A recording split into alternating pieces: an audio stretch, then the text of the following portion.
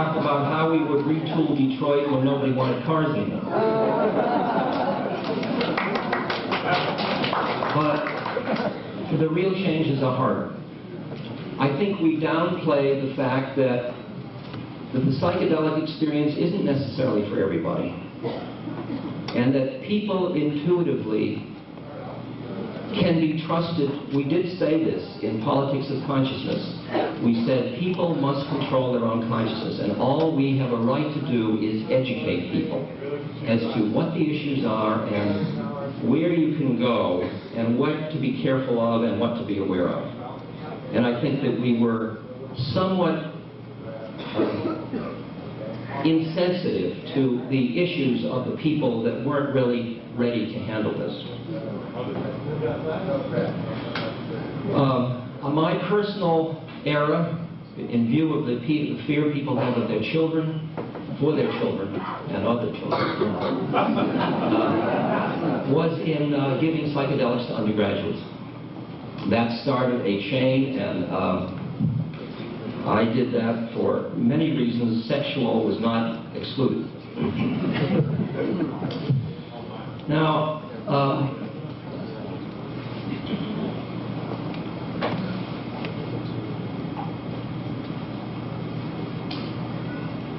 but at this point, the genie is out of the bottle. Plenty of us know the difference between crack and psilocybin. Plenty of us will continue to do just what we are doing, to work on our consciousness, laws notwithstanding. Truth cannot be repressed. It cannot be legislated out of existence. Perhaps today Judge Ginsburg won't make it to the Supreme Court. I'm not sure that's bad, actually. And only a few congressmen can admit to smoking grass. But tomorrow it will be different. Psychedelics are a healthy pseudopod of a society. And they have to be honored, and they will be honored. You understand that the government's reaction is predictable and understandable. And I feel pain for their fear of change. But change is in the air. And we can't be hypocritical and make believe that it's ever going to be the same again, because it isn't. I feel that psychedelics, just as our American Indian friends said that it was a part of his life, I feel they have changed my life in the most profound way. I honor them and will continue to honor them. And I will stand up as a person who has had psychedelics many times, more than 400, which is the usual published report. And I continue to take psychedelics. If I am psychotic, I am a sample. But maybe I'm not. And maybe that was the training that was part of my preparation to be a social philosopher or a wise person in society. This meeting is a meeting in which, in all of our hearts, we know truth.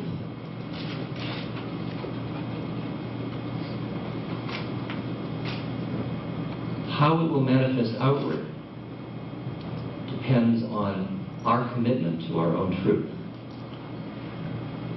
Now, as we face the ecological issues of the times, the political issues of the times, change and potential chaos, people that have already dealt with that chaos of mind psychedelically will be there to lend this culture strength and equanimity in the face of uncertainty.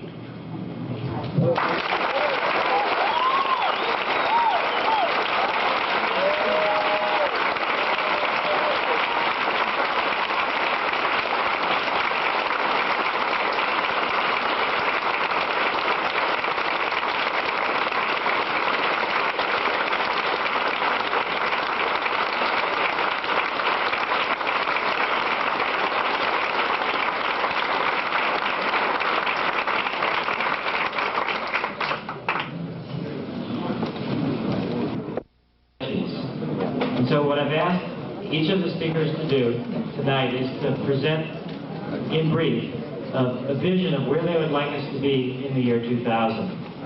What will psychedelics in the 1990s mean, and where will it bring us in the year 2000? And then to backtrack, how will we get there? What do we need to do now to realize that particular vision? So each speaker will talk for between 5 and 10 minutes, for about an hour or so, and then we'll take some questions from the audience.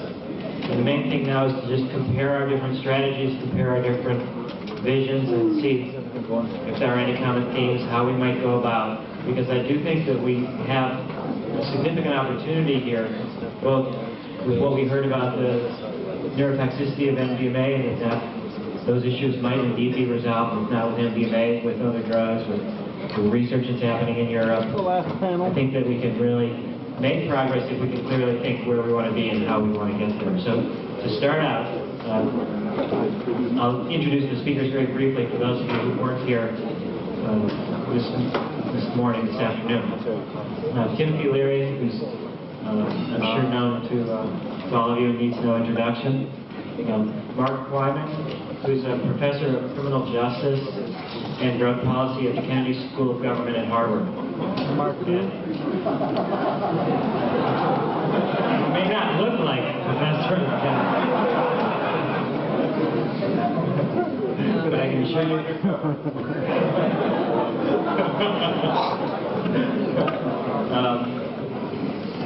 Next to him, well, and Mark was in charge of the Department of Planning at the Department of Justice for several years before he came back to the Kennedy School. Andy Weil is next to him. He has been very much involved in the use of altered states of consciousness, the use of various substances, primarily directed towards healing. He was at Harvard and as an undergraduate when a lot of the early research began, and he's now working more on organics, plants, and healing. Emerson Jackson is the president of the Native American Church of North America. He's a Navajo Indian, and he's been, since 1978, the president of the Native American Church. He's been as much a lawyer and a politician as a medicine man, and he's had quite a role to play in their various legal cases, and in particular, the most recent case that went up before the U.S. Supreme Court, for which we're still awaiting a decision to try to find out whether or not the use of peyote in religious contexts by the Native American Church can continue on into the future, or whether we'll have to sacrifice that as one of the costs of the war on drugs. Next to him is Robert Zanger. Robert Zanger is a psychotherapist who has also started moving more in organizational political spheres. He's, with Oscar Janiger, founded the Albert Hoffman Foundation, which is in Los Angeles, which is attempting to gather the repository of scientific data that's been generated by the psychedelic research beginning in the 40s, 50s, 60s, and not so much recently. But we often think about the knowledge of the rainforest or the wisdom of the medicine man from other cultures as something that's at risk for disappearing. But what the Albert Hoffman Foundation has realized is that from our own culture, from our own background, we're at risk of losing a lot of this data. And so that's what he's been working on with the Albert Hoffman Foundation. Ralph Metzner was one of the pioneers of psychedelic research, also at Harvard, where he was a graduate student when a lot of the research happened. He's been quite active at the California Institute for Integral Studies and written some of the best material that I've read on MDMA, and has also done quite a lot of work on native cultures and ecological issues. And Terence McKenna is very actively involved in Botanical Dimensions, which is an organization he founded to bring the lore as well as the plant material itself from various endangered areas and for tribes that are under threat of extinction and dislocation, to try to propagate those plants and to retain those stories for a future age when we may be more able to do this research. So the panel has quite a variety of perspectives and quite a variety of goals and past experience for a particular area of interest tonight is psychedelics in the 1990s. So what we're going to start out is to learn from each other and to learn from the audience. And Tim will now start us with his version of the year 2000, how to get there.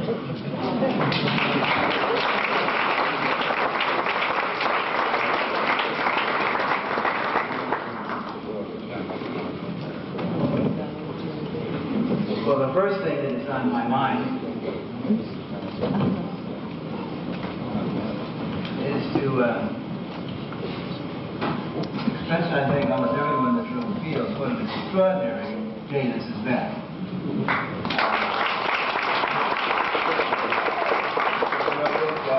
Great deal of tribute to that. Where are the mics? Stand up. Stand up.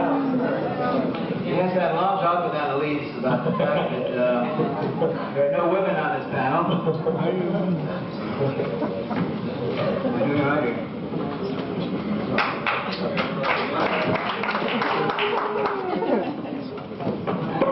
The young lady is...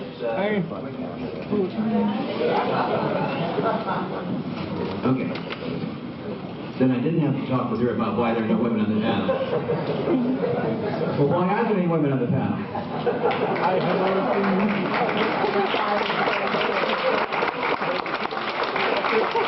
That's not true.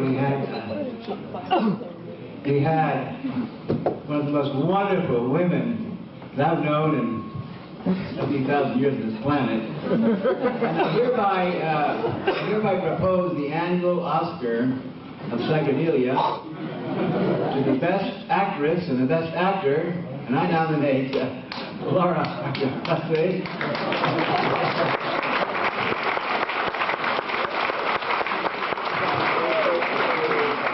And the matinee idol is getting better looking every year. Yeah, like, what a performance.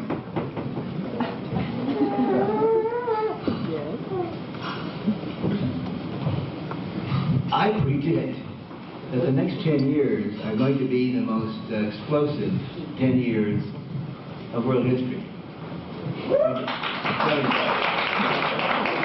Who, a year ago, could have predicted what would happen in Eastern Europe?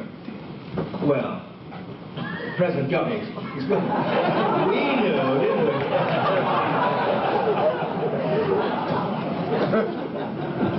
You know, all the pundits and the CIA experts and the Rand Corporation, well, it took us by surprise. I mean, it came so suddenly. Well, fuck that. If you were at Woodstock in '69, if you were in Prague in '68, if you were in Paris in '68, I mean, it took a long time coming.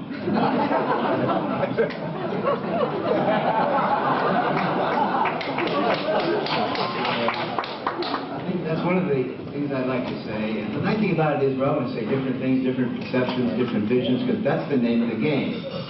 Each of us is equipped with a 100 billion cell brain. And each brain cell has the knowledge processing capacity of a powerful computer. So between your left ear and your right ear, you've got more computing power than we never dream of.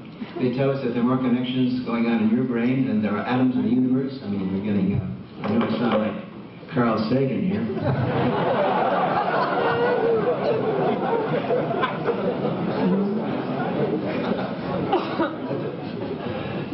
What's going to happen is a continual empowerment of the individual.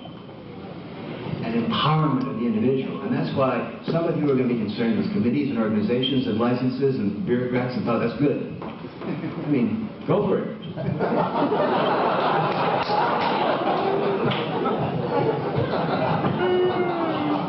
I remember, as you all remember, those days when we watched the 100, 200, 500, 900,000 young people in Tiananmen Square. And I was watching it with a fairly famous left-wing liberal progressive intellectual. He said to me, Timothy, these kids, they're politically naive. They're not organized. They don't know what they want. They all want Cadillacs. Like they all want to be yuppies. And I said, well, you're right there a little bit. I'd say 5% want Cadillacs, 5% want Volkswagen buses, 5% want Porsches, 5% want motorcycles, 5% want 10-speed bicycles so they can drive to see their boyfriend or girlfriend. In other words, it's pro-choice. And that's what puzzles the politicians and all the theorists. They can't, what's the policy here? Where's the licensing like that? It's pro-choice. And the incredible thing,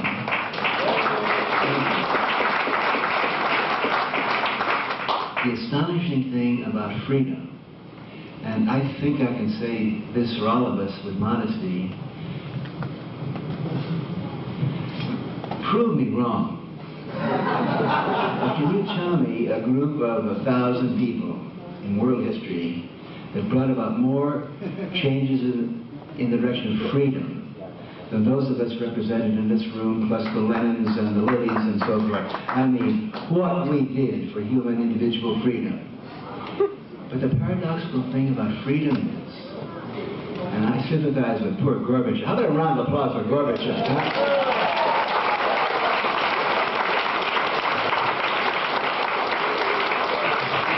Raisa, but she's the one behind the throne. How about Raisa?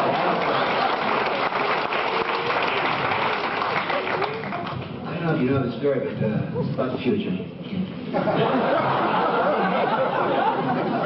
I did a conference in Moscow about 3 years ago, before this all happened, and there were all scientists and artists and all that, and then Yoko Ono went, and she was the one that got invited for a private audience with Gorby and Raisa. Now, this has got to be true because I read it in Rolling Stone, okay? So, and I heard it also from Yoko. She was there, and Gorby said to her, "Isn't it a shame that John isn't here to sing Give Peace a Chance?" Now, at the time, in the White House, with Nancy and Ronnie, number one, they never heard of the song. Number two, if they had, they hated it.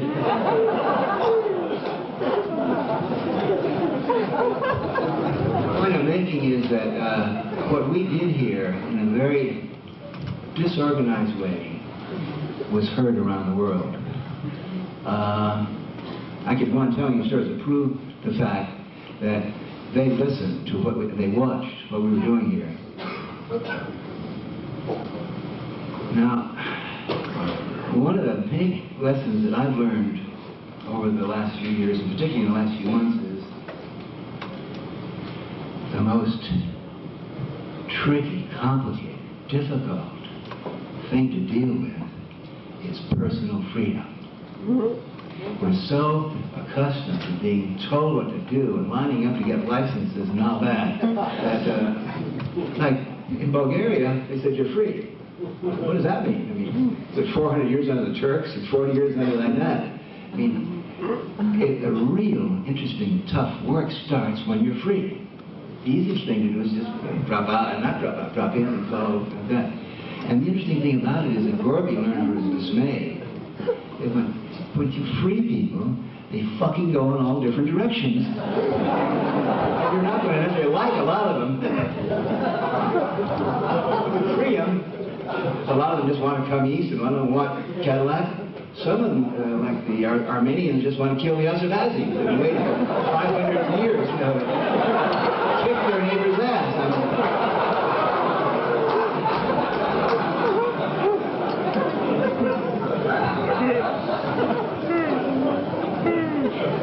I believe in technology, and I believe that what we did would have been absolutely worthless if it hadn't been for the electronic technology and rock and roll records and MTV and the fax machines and the VCRs.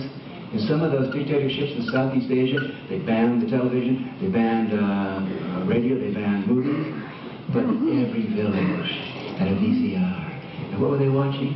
They were watching, I don't know, pornography from Hong Kong, who cares? As Marshall McLuhan said it, the medium is the message, the medium determines reality.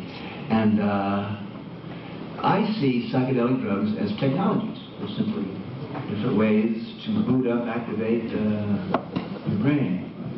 So I'm going to finish now, but what's going to happen in the next 10 years is a new form of technology that's going to empower the individual 14-year-old child to suit up, put on a cyberspace suit or a virtual reality suit in which you can literally move around the world, meet people. You can have 5 love affairs in different cities. You can be doing your business. Then you take off your suit. And here you are in the physical flesh.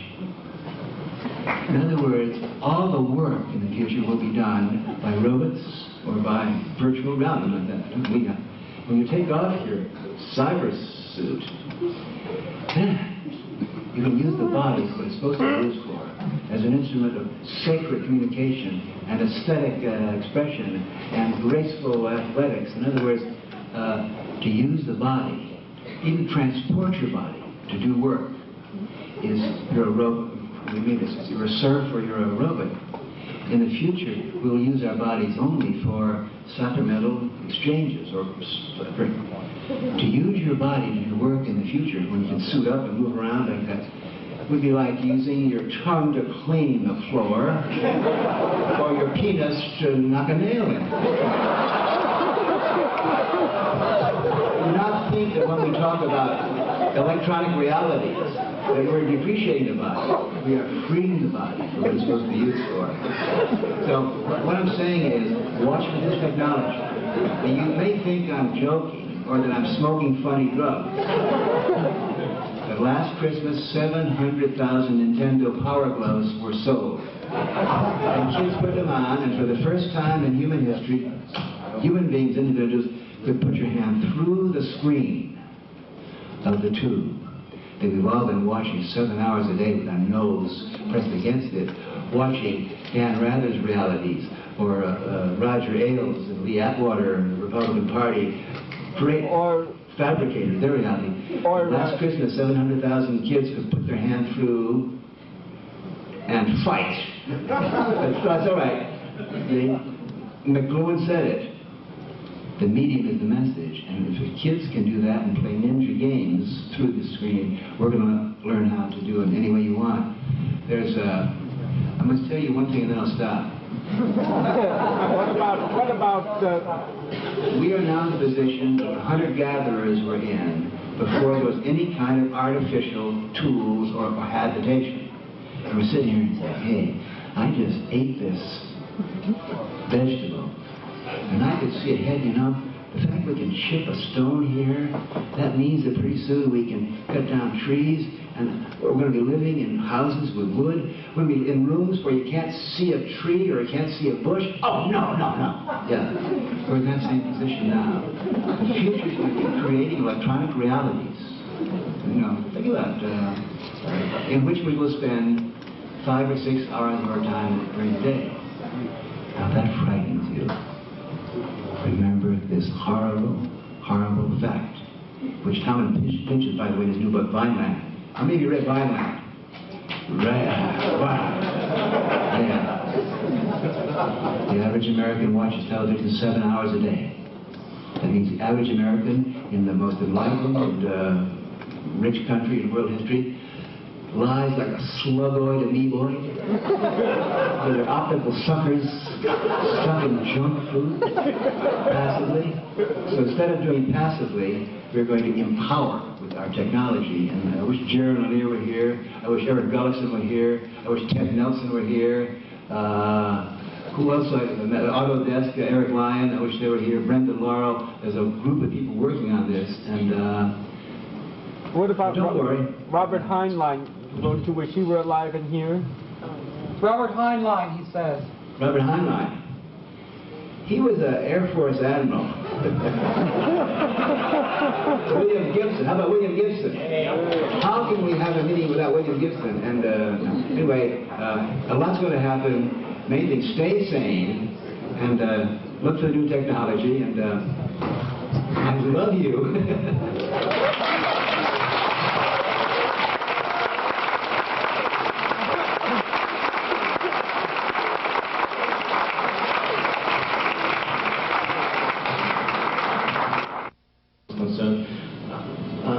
My vision of that is that it's going to change as people begin to think more in ecological terms. We begin to think more in recognition and acknowledgement of our interdependence with all forms of life, and we begin to see that we're related in multiple complex ways with the plant kingdom, the animal kingdom, and with the various kinds of ecosystems in which we live. Then there will be communities of people. There will be I'm very impressed by this, the bioregional concept. There will be, instead of these monolithic nation states, there will be small, bioregionally localized, largely self-sufficient communities where people will try to live with sensitivity to the land in a sustainable way, self-sufficient, sustainable, and celebrate the diversity that exists within each community as well as among different communities. People will take responsibility for their own health. Instead of relying on a medical system with drugs and so forth for their health, they will take responsibility for their own health. They will adjust their diet, their nutrition. They will pay attention to foods that strengthen the body, foods that strengthen the heart, the emotions, the feelings, foods that heighten cognitive processes or expand consciousness, and foods or vegetables, intelligent vegetables that facilitate religious experience when ingested or absorbed in a sacramental context, such as we've known for years and years and years. I'll end by giving you a vision that I heard about 3 or 4 years ago by a very wise woman, a seeress, who was asked to give a vision of what she saw as the future of psychedelic drugs in our society.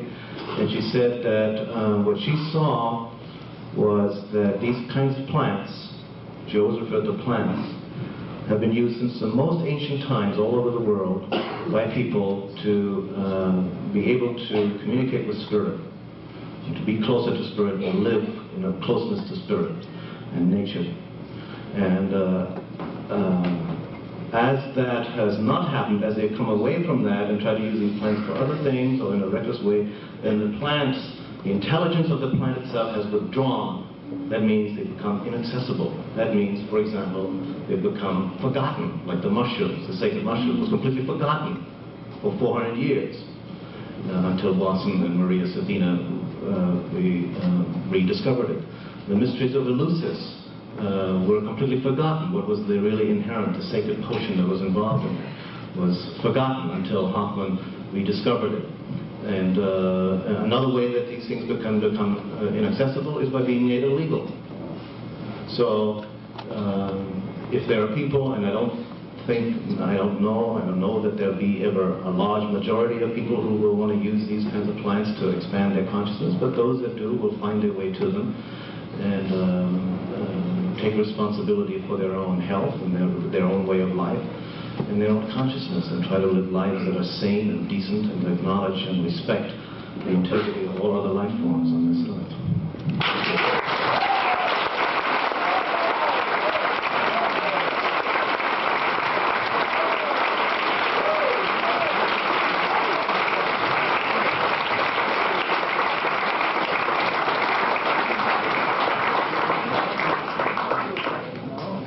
I wish I had some of that stuff.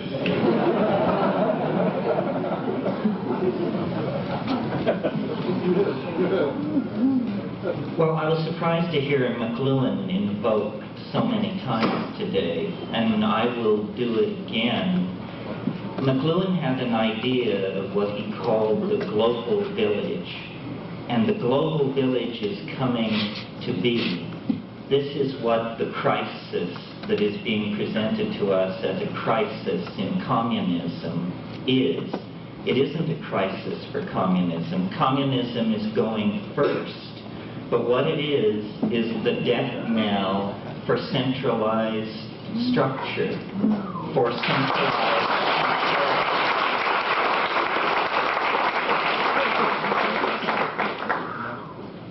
if you think what we've been through in the past year is something, wait till you see what's on the agenda. And I don't mean great CNN feed from Moscow as the Soviet Union turns into 15 independent republics. I mean what's going to happen here. Because what is so terrifying about Gorbachev from the point of view of the powers that be is that he models a leader who can say, we did it wrong.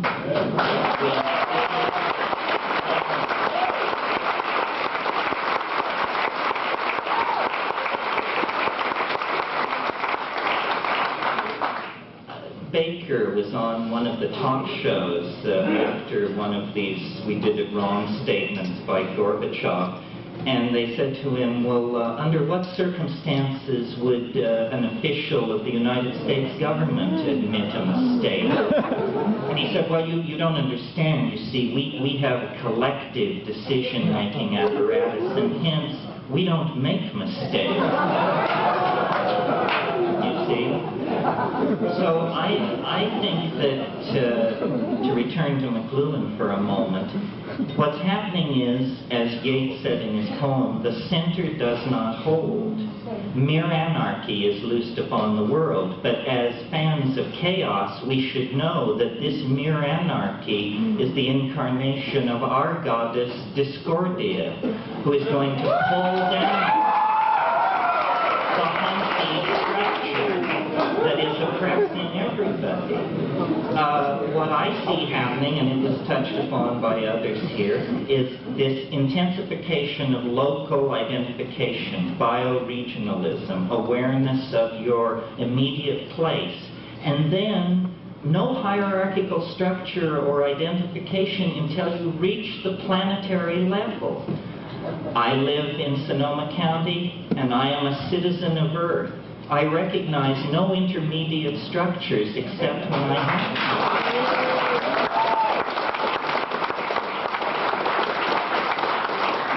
to. So I agree with Tim. I cheer on the people who present the protocols and plead their cases before these gray-faced medical boards. But in my opinion, you just circumvent all that. You go around it. It's irrelevant. History has these dominator types by the balls. And it's not to add up. You know, history is a psychedelic experience.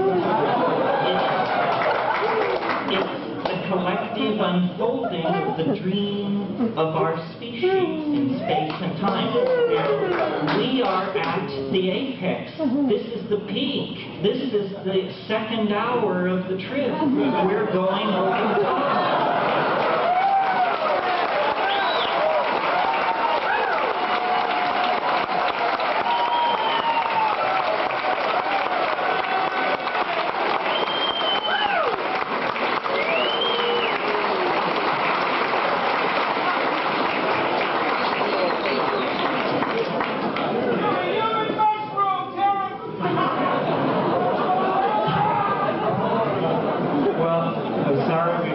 Too late for questions, but the audience and the speakers will be here for the next hour and a half or so, and I'd like to again just thank. So the sun comes up.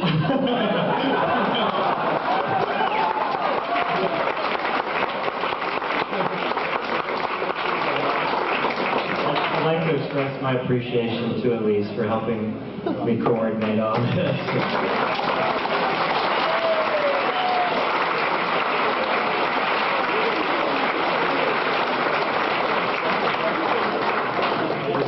And also for Faustin for doing the sound, and for trying to make this into a television documentary. And so now just enjoy yourselves, and let's meet all the marvelous people that are here.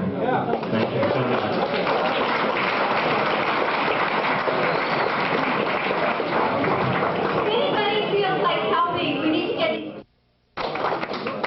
Now this is the part where he writes the Shakespearean religion, and he speaks about the Tempest, the last of Shakespeare's play, and about Prospero who said, and I read to him the quotation, "Our rebels now are ended. These are our actors, as I foretold you, who are all spirits and are melted into air, into thin air. And like the baseless fabric of this vision, the cloud-capped towers, the gorgeous palaces, the solemn temples, the great globe itself, yea, all of which it inherits, shall dissolve. And like this insubstantial pageant faded, leave not a rack behind. We are such a stuff as dreamer made on, and our little life is rounded with a sea." Prospero is here enunciating the doctrine of Maya.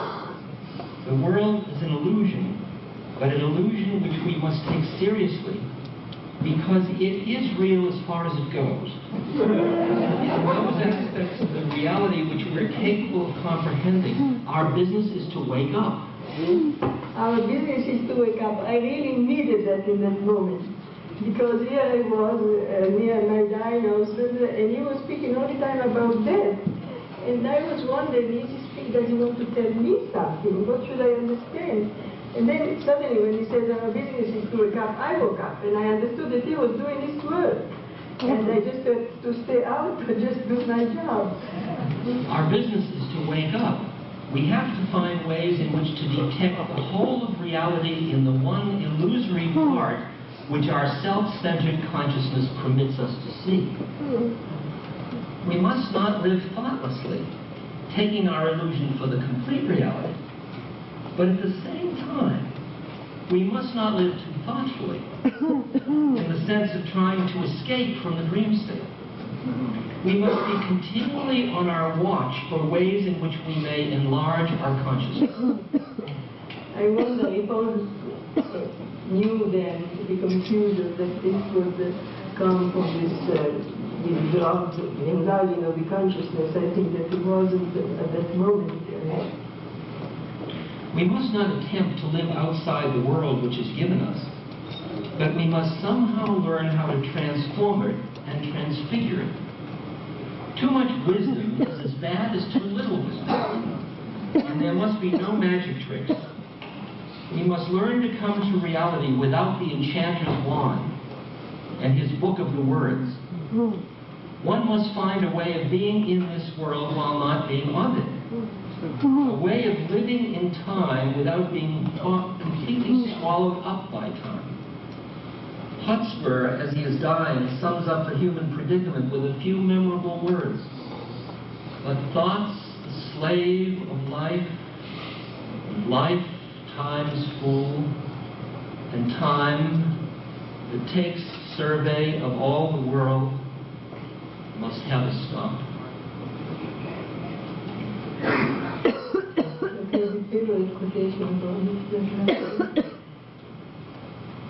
One more.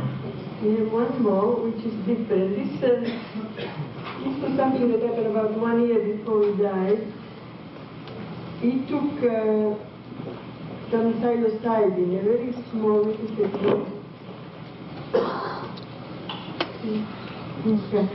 a very small dosage of psilocybin, 4 mg. We were in my studio, our house, our home is gone, and I had a studio to work in. And usually we put sound, of course, flowers, everything is very quiet. There is the sound in the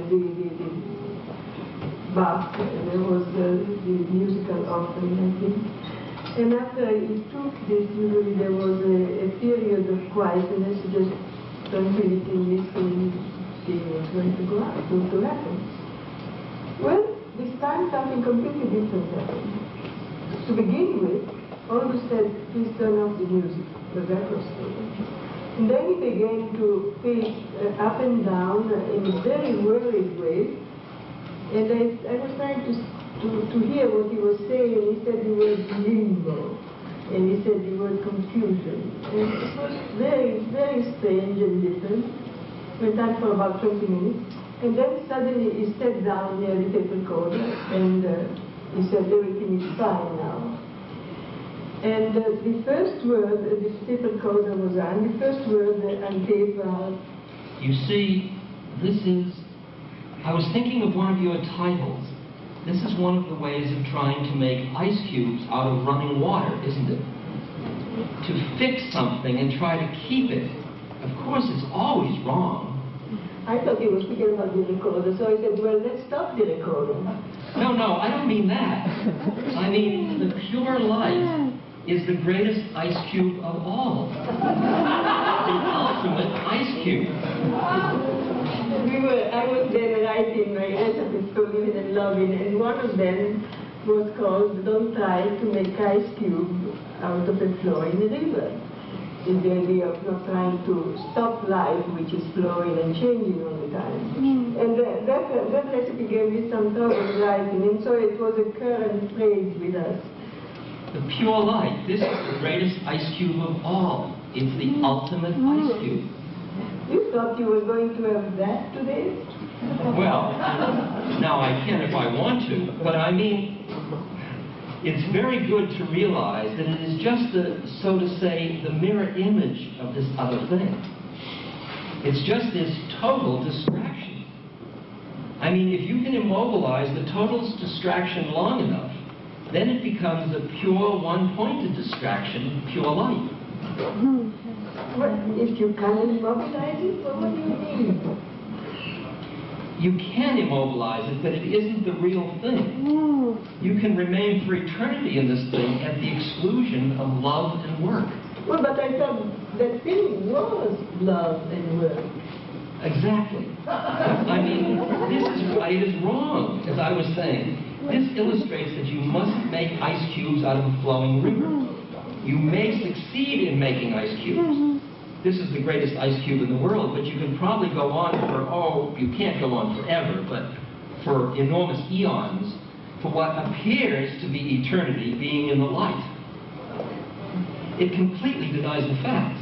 It's morally wrong, and finally, of course, absolutely catastrophic. Absolutely catastrophic. Those words are said with such a profound conviction, very powerfully said. Absolutely catastrophic.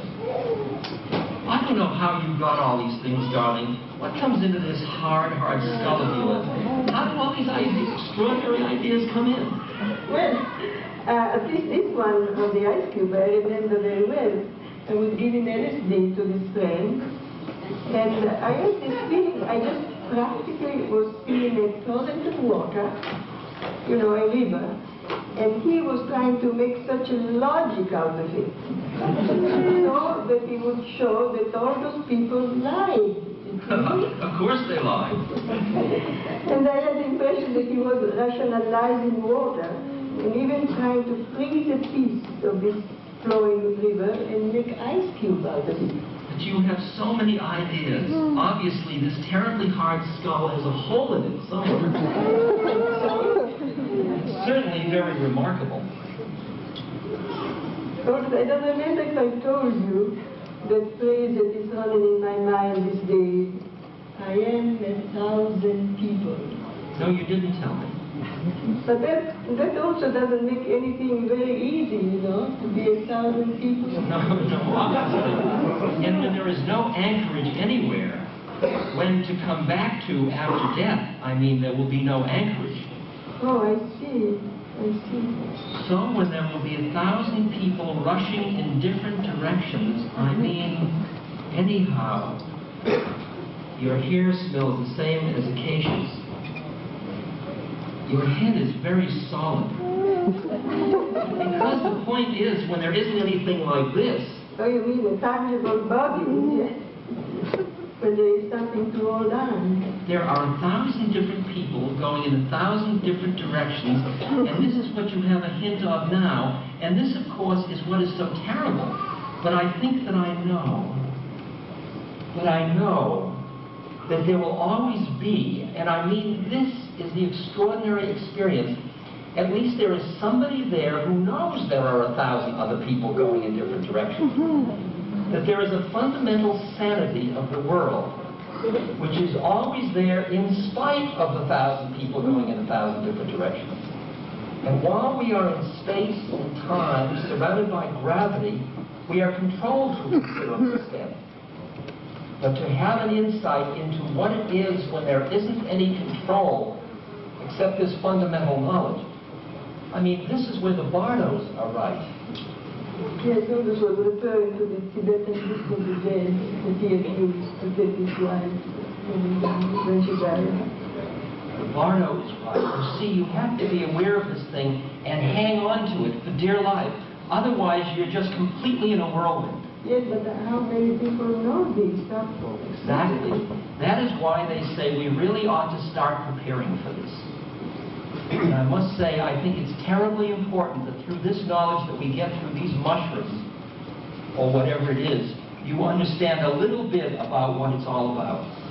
I think the most extraordinary experience is to know that there is all this insanity, which is just the multiplication, the caricature of normal insanity that goes on.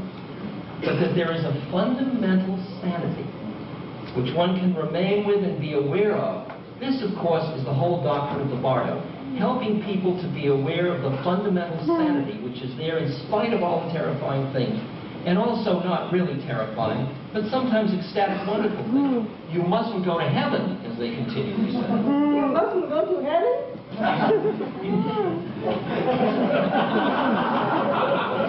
Okay, good. You mustn't go to heaven. It's just as dangerous. It's temporary. And somehow you want to hold on to the ultimate truth. The ultimate truth of these? Well, I mean the total light of the world. I suppose which is in the here and now we experience. It's of course the mind-body, but when you're released from the body, there has to be some experiential equivalent of the body. Something has to be held on to. I don't know. What does one hold on then? All you can say is fundamental sanity, which I say is guaranteed as long as one is in the body by the fact of space and time and gravity and 3 dimensions and all the rest of it. Somehow when you get rid of those anchors, but there is an equivalent of some kind which has to be caught hold of. Otherwise the world about you is thin and becomes, what is the word, pretas, the world of restless ghosts. One goes to hell and then in desperation one has to rush back and get another body. To hold on again. To hold on again. Well, this is obviously the best thing if one hasn't got the ultimate best. It's very important, if one can, while it is happening, if one can see the outer appearance of it. It's important to look after one's affairs in a sensible way and see their importance in a silly way. But if one can, through all this, see this other level of importance, in the light of which a lot of activities will have to be cut down, there will seem to be absolutely no point in undertaking it. Although a great many have to be undertaken. But they'll be undertaken in a new kind of way, with a kind of detachment, yet with doing things to one's limit. This is again one of the paradoxes. To work to the limit to succeed in what you are doing and at the same time be detached from it. If you don't succeed, well, that's too bad. If you do succeed, you don't have to gloat over it. This is the whole story of the Bhagavad Gita. Somehow to do everything with passion and detachment.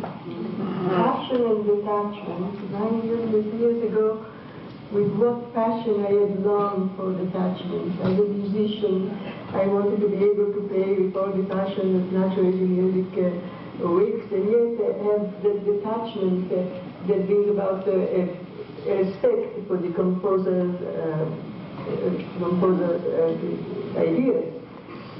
And here, speaking of course about the Arjuna, the great warrior, and the speech of Krishna, that tells him to go and fight, and yet they detached from the fight.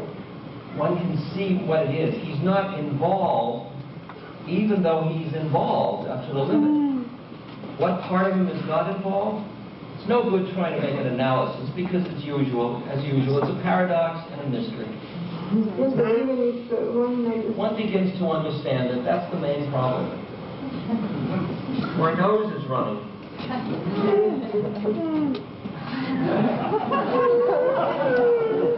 very good reminder that the greatest philosophy is connected inextricably with running noses. One of the things they should have talked about in the gospel, obviously he was on a mountain, the Sermon on the Mount. It must have been very breezy and cold up there. Probably his nose did run.